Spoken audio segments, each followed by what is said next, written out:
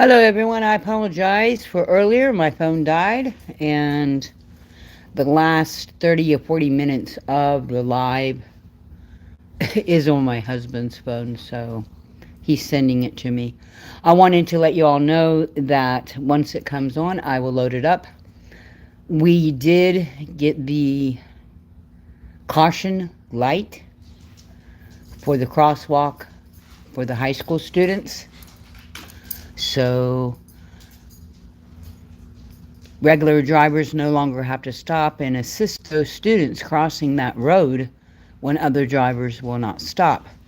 A lot of these kids live right on the border where school buses are allotted to students that live right on the border. It's called the Triangle. It's between Lampasas County, Coryell, and Bell County. And these kids live right there on the edge where none of the cities will provide them bus services. So you have a lot of teenagers and middle schoolers walking their younger brothers and sisters to school. And then you have students with mobility issues that are crossing the crosswalk without a cross guard or without a light there. And as you saw in the first video, the traffic, even late in the evening, like this evening, it was kind of busy.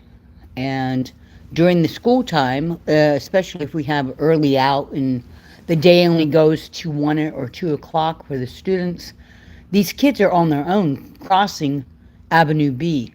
What we did find out tonight, and you'll see once I receive the video from my husband's phone, you'll see that the person who addressed the issue, that the Texas Department of Transportation is in charge of this particular Avenue B.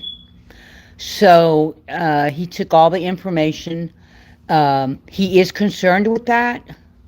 So what we came up with is he will be addressing it in the morning with the Texas Department of Transportation, and then Coppers Cove ISD, Independent School District, and the city of Coppers Cove itself, and the funding will be provided for 2 lights going both ways because, like I said, these kids live at the Triangle. It's a triangle by 3 counties, Lampasas County, Coryell County, and Bell County. So these kids living within that little area, they have to walk to school. And so that was one issue. We are going to get that light for these students. And like I said earlier in the first video, I was there representing Western Hills and Northern Hills here in Coppers Cove, Coryell County. For the parents, I went there to speak on behalf of the parents. We went by the park. The city installed a new swing adapted seat to lower our disabled adults into the pool. So we have that. That is in the main city park. The pool. We have about 12 parks in our small city. The other pool near Martin Walker Elementary is going to be installed next week. So we will have adapted equipment for the seniors, the adult, students from the high school, because we're trying to come in and allow some of these students to have access to these pools when it becomes so hot. Hello. I'm sorry, I didn't say hi. Hi. So hot down here as a PE requirement instead of doing, some of these kids can't run. So we're trying to get them into programs through the Parks and Recs. So those are 2 issues that have been taken care of. When I load the final video, the city addressed a very important aspect. They have approved an ADA park. So it is a park, a new park, that everything is ADA approved for adults and children. Anyone, it's accessible for anyone, but it concentrates on our community, Coryell. I just encompass all of us in Coryell County, primarily in Cove, for all individuals with a disability. So we're going to have an adapted ADA accessible park to all of our residents. As I was telling you all in the last video before it went down, I was talking to you about the Angel Wing at a local nursing home here in Cove on Avenue B. So now that we have that park, that will be finished probably completed within 14 months.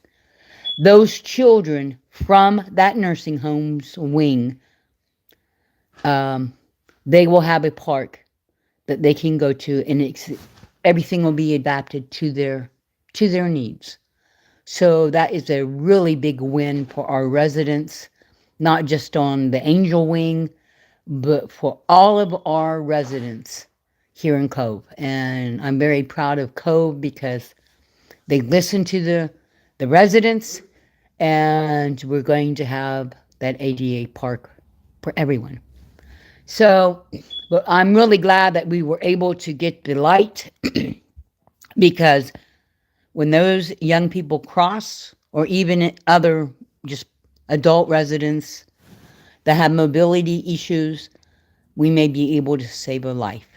And all lives matter. All lives are important. And it takes a whole community in order to make sure that everyone's safe. So as soon as the other video is sent over to my phone, I will upload it.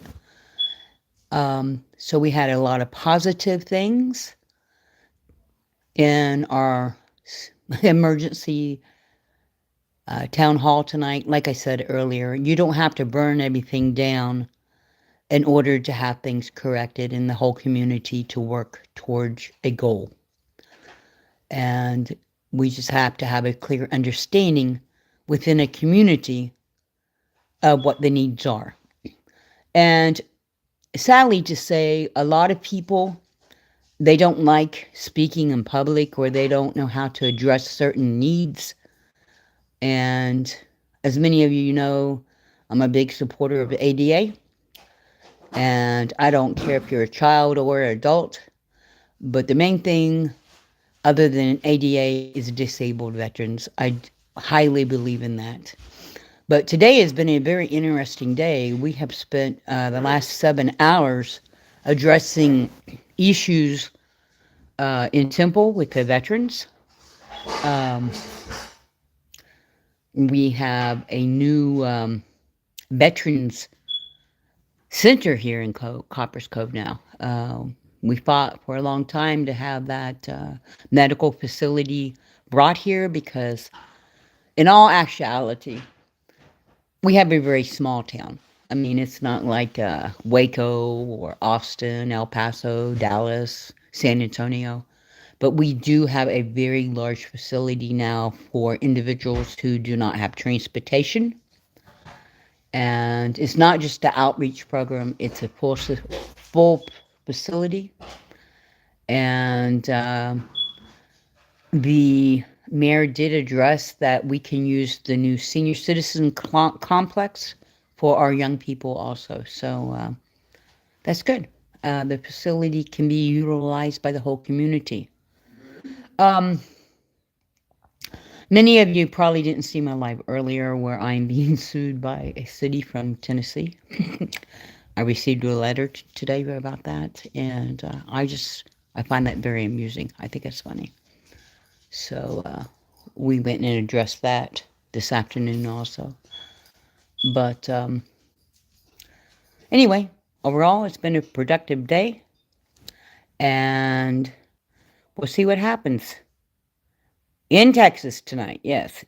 I'm in Houston. Well, hello there, Kate. Hello. What we have coming up in the next couple weeks, on Monday, I'm going to meet with the city about some more issues concerning the teenagers here in Cove. We're making a trip to Laredo next weekend. We're taking more banners of the missing to Laredo to the truck center. And this time we have about, I would say, 30 banners. But we're going to be videotaping the area. We don't tape any searches live because if someone is found with the descriptive clothing on them and the loved ones see that clothing, that is not, they're going to know immediately that that individual is their loved one. So we do not do that. We have people coming in from Lake City, Texas City, Coryell County, Buda, Texas, San Marcos, El Paso. One lady is coming in from Monterey, California. So we're going to be doing a lot of that. So that's our main event. And then I imagine we're going to be back up in Tennessee within 6 weeks. And last night, or the night before, we requested if some of these people really want to help, we pinpointed 3 areas. Big Bend, Texas. Whether people know it or not, that is a state park. There's been 125 bodies found over the last 2 years. And then you have Elephant Butte, New Mexico. That is a very dangerous area for anyone. If you look it up, you can see the history there. The deaths that have occurred there in New Mexico at Elephant Butte Lake is very devastating. And so the desert area, around that area, a lot of skeletons have been found recently. And then you have California. Slab City is a very dangerous place. That desert region, a lot of women. And when I speak about women, the way it's categorized is from about 13 through 30. Women are kidnapped, they are sex trafficked, and so aren't males, and they are taken to a city. What is Slab City? The main difference between Slab City and the rest of the United States is Slab City does not have any type of government authority. There is no mayor, there is no city council, there is no police department. So there's no type of foundational boundaries, and there is no law enforcement. So there's a lot of people living there. So a lot of the turnaround for missing people can be found in Slab City. It is a place you do not go by yourself. If you go there, you need to go with a group, and you need that group to be people you trust. Because, like I said, there is no law enforcement, there is no city municipality body, and there are all types of people there. Think of the worst scenario of a place that you hate to go, and that's the most dangerous, and then think 10 times as bad. There's all kinds of people there. But we have got some hits that there are some people over there. So we have a group of individuals making that run in April over there, and we'll see. Some of the parents are going over there with us also. So I will put up that video later. And I really thank you all for watching a video that's about a city where we're just trying to protect our residents. Um, so thank you very much. And you all have a safe weekend. And do what you can for yourselves this weekend by being kind to yourself or one other person. And try to hang a flyer, get on the FBI's website, and download a flyer of a person in your state or another person. The more information we get out about these missing persons, not just children but adults too, because everyone's important. Every life matters. And if you just post one, you know, you don't even have to post it in person. I mean, a lot of people post them on laundromats or welcome community centers within a community. A lot of people pass them out. I mean, you can have 100 flyers and they go to events and pass them out. We do that a lot down here, especially at the rodeo. I'm sure that you guys have been seeing a lot of rodeo videos of them setting up the rodeo down here in Texas.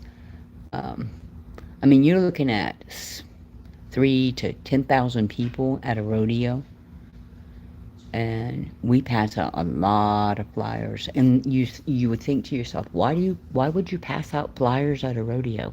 The reason why you would pass out flyers at a rodeo is the same reason you would pass them out at powwows, because people come from all over, and they can take those flyers back with them and distribute them in their own community.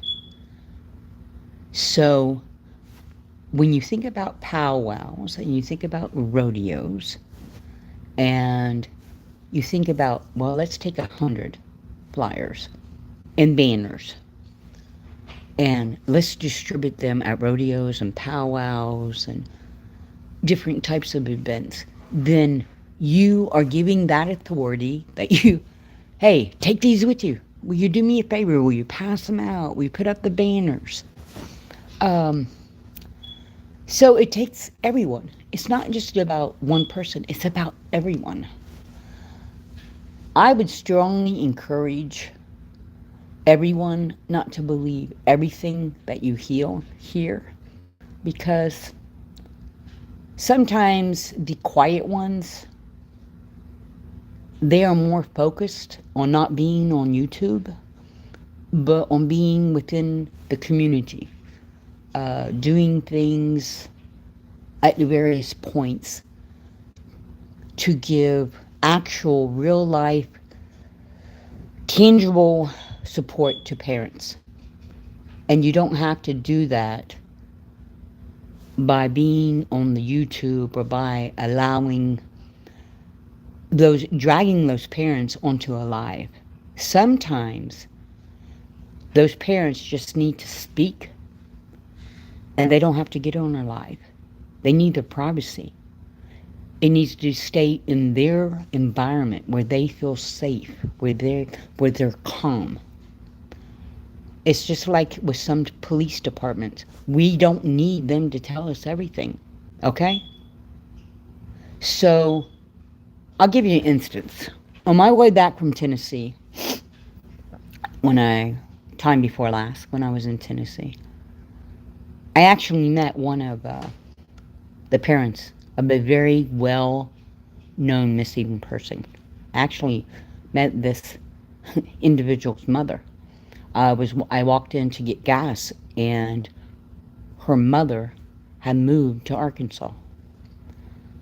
And she knew immediately who I was, and I knew who she was. And she said, "You're here stalking me." I said, "No, ma'am. I do not want you to do a live. I do not want you to come on anything, because I'm a firm believer in privacy." And that really shocked her. And although I did spend some time with her outside at a picnic table, and she just talked and whatnot, I will never share with what she confided in me, her experiences, um, because it was really a sad experience for her. And although we recognized each other, I recognized her from videos I've seen of her. Um, but I would not do that to her. And that's what I'm talking about, mutual respect.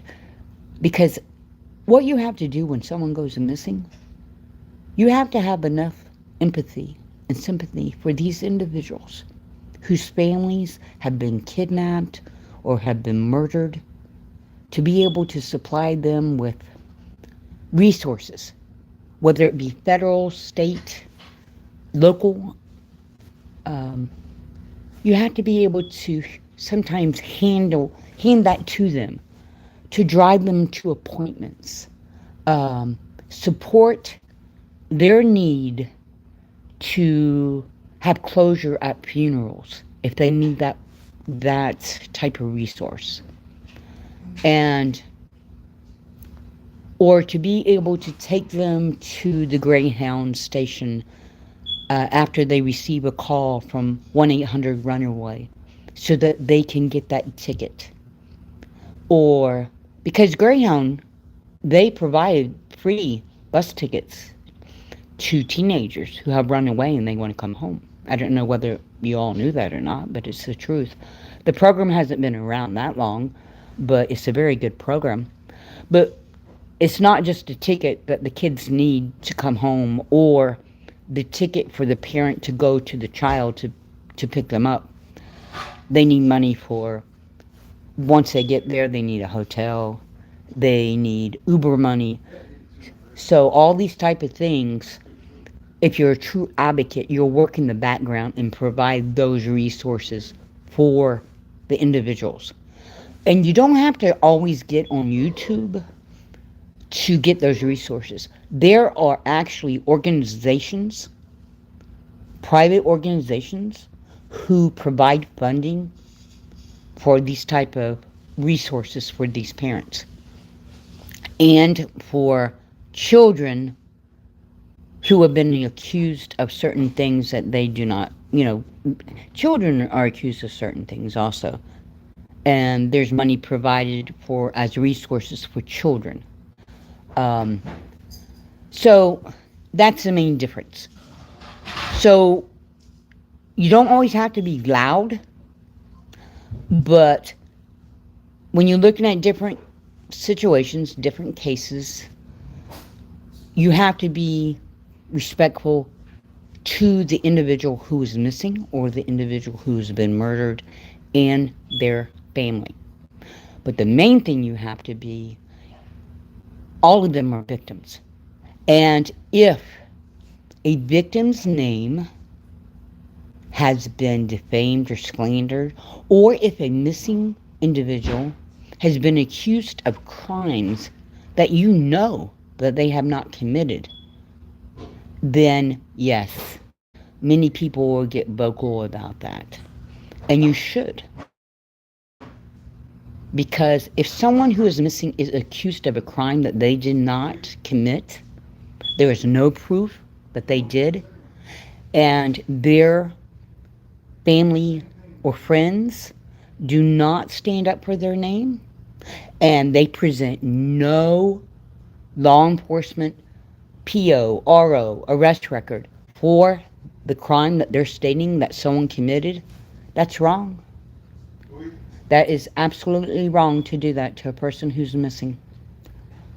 And it makes you wonder sometimes why someone would do that against a missing individual.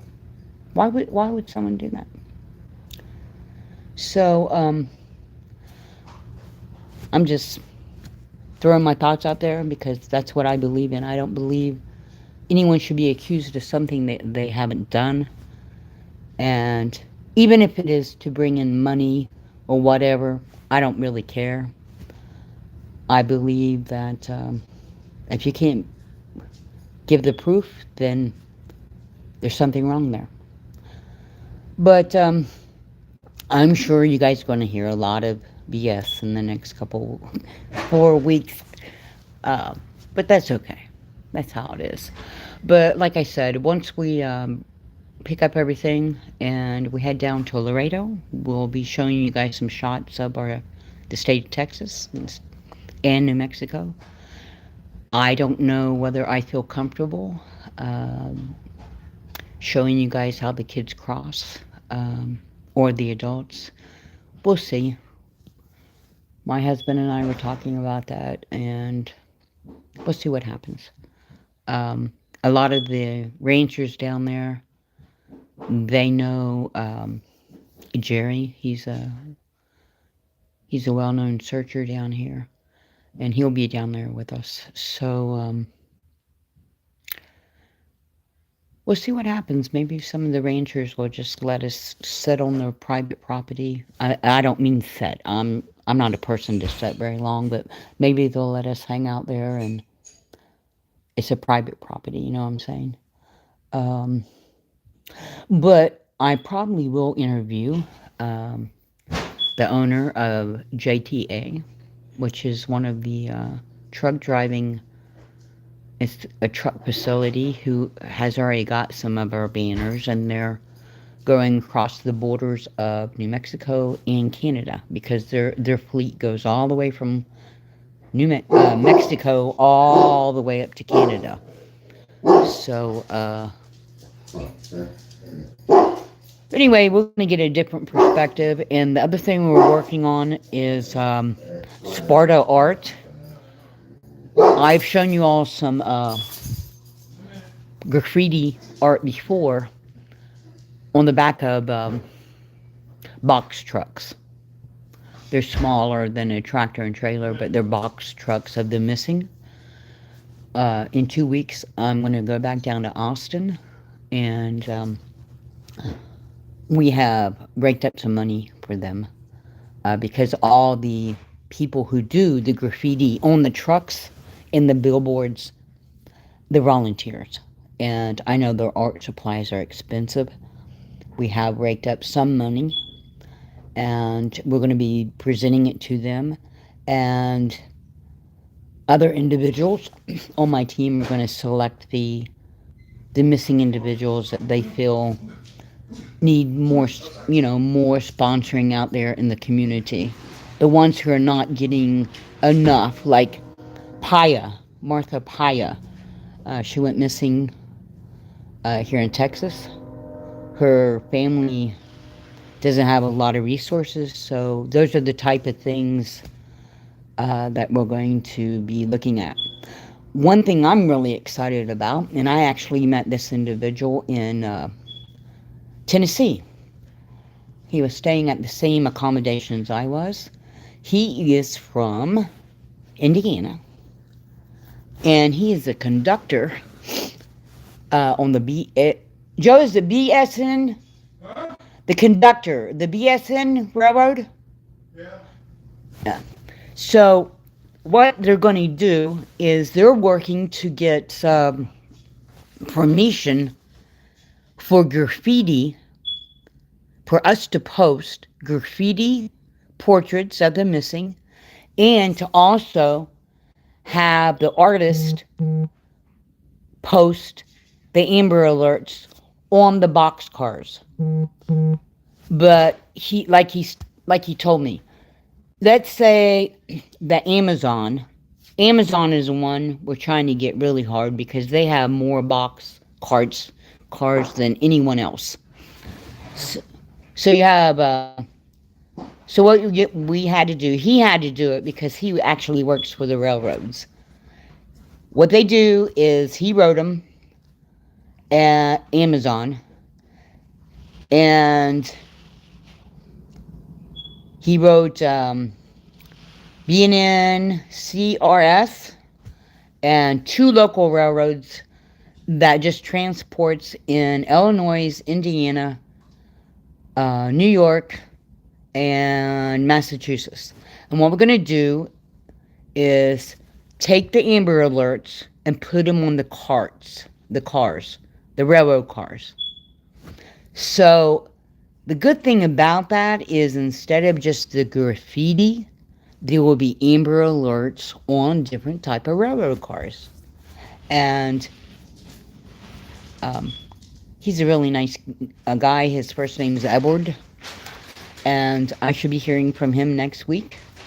So if any of you have any missing persons that you would like for us to feature, you can send us the information on the missing Amber Alerts or the Silver Alerts. We'd be more than happy to help you get billboards or to access some of the things that we have with my own team. We won't ask you for any money, but understand this up front. We will not fundraise for those events. Okay? There will be no fundraising. We will select one or two and we'll concentrate on those particular ones for a period of time. And that's what we do. So we're still working with the graffiti individuals from Sparta Arc, which is a Disabled Veterans Association in Austin, Texas. They work with the whole state. We're trying to get the railroad systems involved in different organizations for the Amber Alerts and also for the Silver Alerts.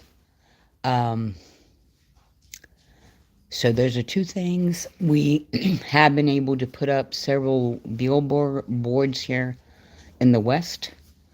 You may have seen several banners that I have posted. We do not provide the location for those banners because there are some YouTubers who threaten to go and take them down. And I'm not going to pay a high cost for a banner and put the location and then have someone go tear up a banner just because I'm not part of any team. I work with my own team.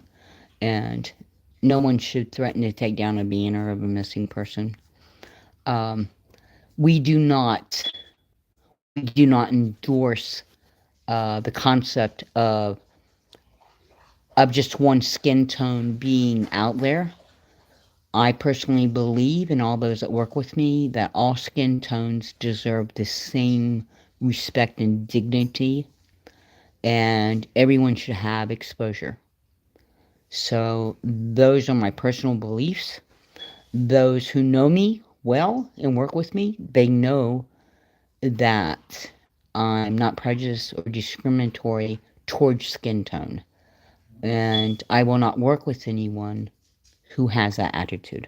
It's not part of my nature. I do not dislike them. I won't do that because that is wrong. But anyway, those are some of the activities we have coming up.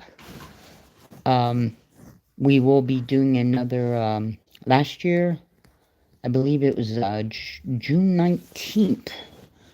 We went to Madrid, Spain, Portugal, and then the other team went to Rome and Casablanca and a couple other places. And there's footage. It's either on Twitter, or Facebook, or YouTube. I post a lot of videos. But what we do there is we're looking at waterways because over there in that area, what is really strange is you will kidnap an individual and you will take them over to Europe and they will work as domestic help. And when you go by a waterway transportation, you don't necessarily have to have documentation like you do when you fly. You have to have a passport or you have international ID. But when you go by waterway, it's different. You don't have to have all the documentation to prove where you come from or how old you are. So a lot of people, they're not just kidnapped and stay in the area where the country that they were kidnapped. But New Mexico and Europe, their program is a little bit different. They have international missing alliance groups. And what they do is they don't just concentrate on the country they're in. You can register your individual that you choose. You can submit it to the International Alliance Group, and there are certain individuals from each pocket of a country that meet, and they go and they search for these people. So, with the global system like we have now, it's very, really high functioning to look for individuals internationally because it happens all the time, especially through the waterways. And so that's basically it. That's what we're up to. Um, I'll post it as we go. But thank you all for listening, and I hope you all have a good weekend. And